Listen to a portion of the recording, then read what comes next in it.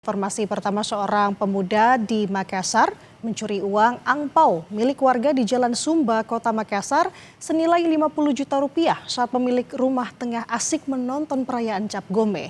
Aksi pelaku terekam CCTV.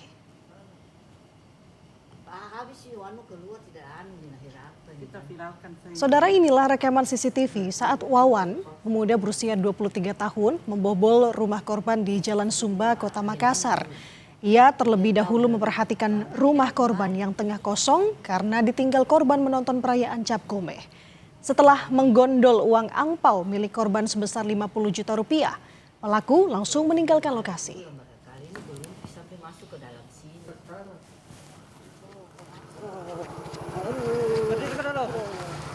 Berbekal rekaman CCTV, tim Ghost Dermaga Polres Pelabuhan Makassar meringkus pelaku pencurian angpau milik warga di tempat persembunyiannya. Polisi terpaksa melumpuhkan pelaku dengan timah panas karena melawan saat dimintai untuk menunjukkan barang bukti.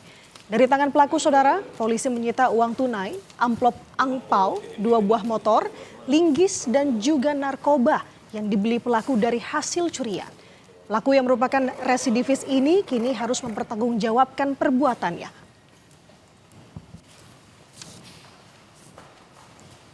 Kami dari Polres Pelabuhan Makassar, tim Ghost Dermaga, kami berhasil mengamankan pelaku sekitar kurang lebih dari 24 jam.